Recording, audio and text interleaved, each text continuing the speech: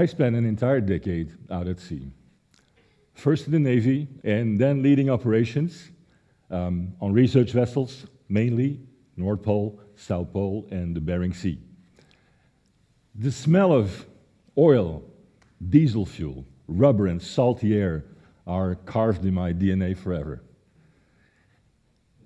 As well as the feeling of wet and icy winds hurting my face, cold steel, firm handshakes, taps on shoulders, and short, straightforward conversations looking into each other's eyes.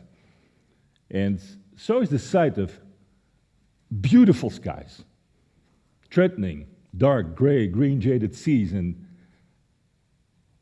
mysterious icebergs. And the taste of strong black coffee in tin pots when we were working on deck in our thick oil suits with a freezing cold, heavy winds, and often with an ever-glowing sun in the middle of the night. Dry bread, eggs and herring for breakfast, I just loved it. It was fantastic. I sailed with 16 captains, and in a minute I'll share a story of one of them. But this was my best school I could ever attend. One of my main takeaways is that's important to know how and why to create your North Star, especially for leaders in stormy times, because they have to engage and motivate others. My best school, and that's, by the way, what I want to share today, that story. My best school, because at sea the stakes are high. A research campaign often costs a fortune, and so these ships are built to continue to work when others need to shelter. And the chief or the captain's main value being safety, and the chief scientist's main value being value for money because he or she's the customer, I was trained in making critical choices fast and creating alignment and consensus, especially between the two of them, when those values and stakes were conflicting. I sailed, as I said, with 16 captains, of which 5 were heroes to me. And I'd like to share a story of one of them. I will never forget it. It was a November morning. We were sailing westwards of Cape Horn. And during the night, we'd had bad weather. Rough seas, shifting winds and currents would make the work for the night shift teams totally impossible. And that created a lot of frustration and stress, especially amongst the scientists on board. And at daybreak, like every morning, our captain was informed of the weather conditions. And then he retired in his cabin for about 1.5 hours. And that was very unusual. Even stranger was that his 4 key officers and me were urged to join him in his cabin right afterwards. Now, something was happening, and I started to feel really anxious. So when I got there, we immediately gathered around the captain's work table, and then he shared his intention to abort the campaign for the next 9 to 12 days. This came as a real shock to the 5 of us, because the 30 crew members would have to accept to spend extra days at sea and before returning to their families. And for a sailor, this can be extremely demotivating. The 27 scientists would have to accept losses in their scientific results. But on top of that, 1 extra day at sea costed roughly $50,000 only for the ship, not even counting the crew. So announcing this would create huge resistance from everyone on board. And this could kill us. We needed to spend all our energy on preparing for the storm and not arguing with the captain's decision, because our lives were at stake. But that's exactly why the 5 of us were in the captain's cabin. So he wanted us not only to be on board of his story, he wanted us to have our respective crew leaders on board before he would announce his decision to everybody on board.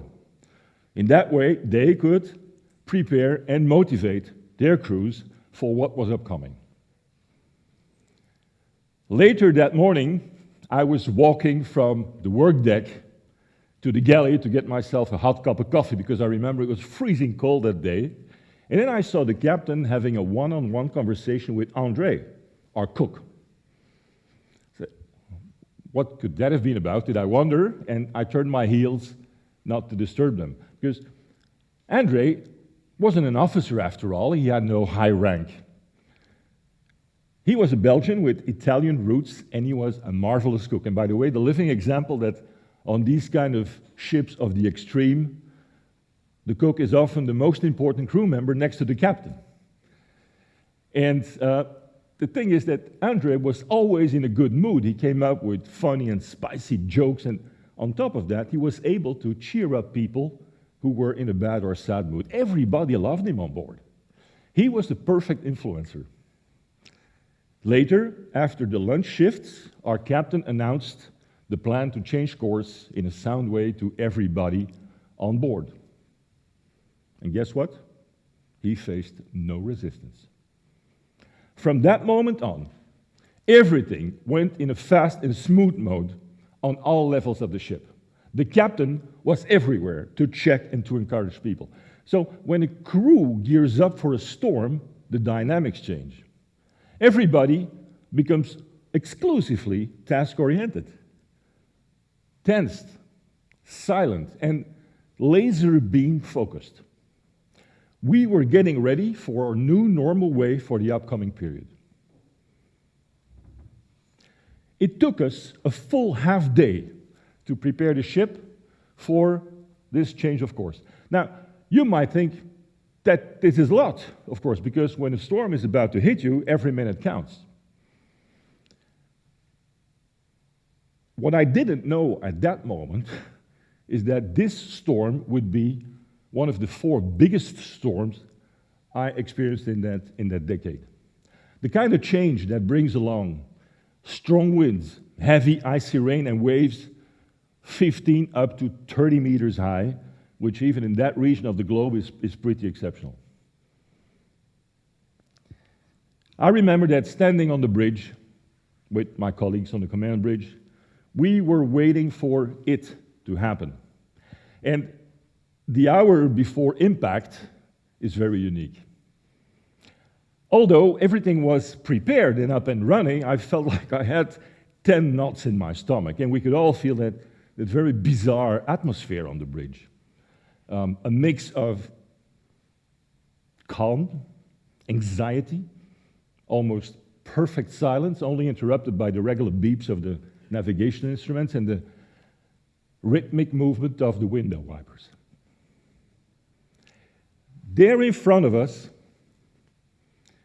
the sky was painted in anthracite, and the sea in a mix of dark gray and bronze green, and we could progressively see a thin white line on the horizon.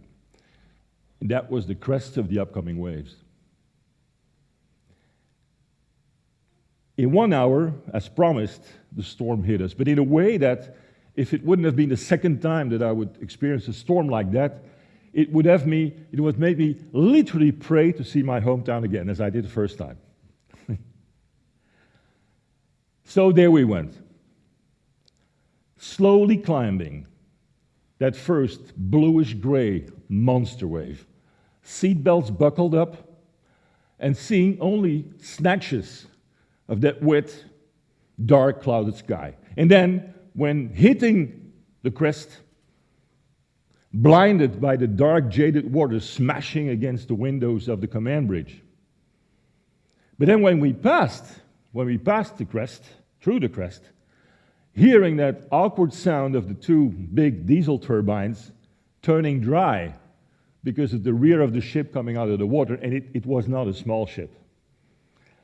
Before then, plunging nose down and literally surfing down the trough of the wave, the size of a small football field, and then moving up again.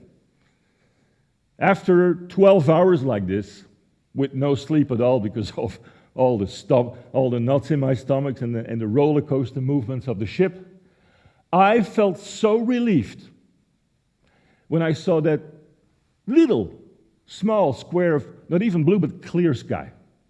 The worst was behind us and we all made it safe. Even that one scientist who was the toughest to convince that the campaign needed to be aborted because of bad weather, and who had to be evacuated by helicopter to a hospital with 2 scientific colleagues because being severely seasick. We were lucky to have a skilled captain who had chosen for a slow process in order to move fast in time. He had exactly 12 hours between the weather forecast and when the storm hit us, leaving a bit less than 5 hours for the crew to prepare the entire ship.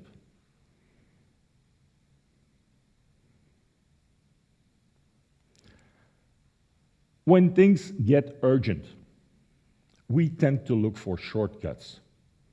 But that is exactly where mistakes are made. When the stakes are high, it takes slowness to move fast. Before we had technology, the North Star was the one beacon that helped navigators find their way.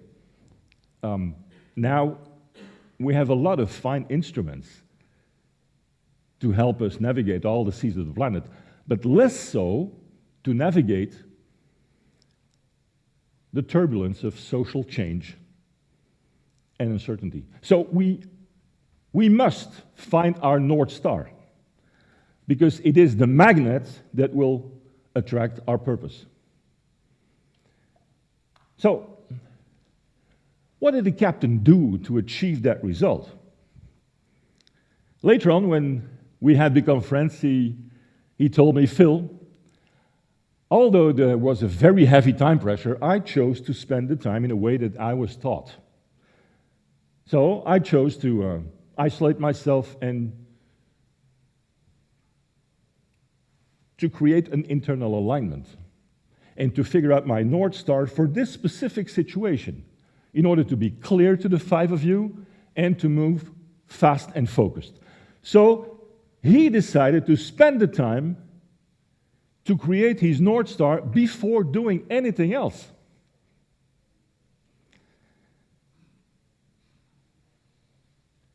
After having collected the information of the weather report, he isolated himself, because he first made up his mind, focusing on the well-being of all people on board. Then, he created a mental picture, a bright, super detailed picture of his goal, the North Star. After that, he imagined and even felt the positive emotion of a successful outcome literally in his body. The next step, he told me, was, okay, I took a few moments to relax my mind and body, to bundle the energy to come up with a convincing message to the 5 of you.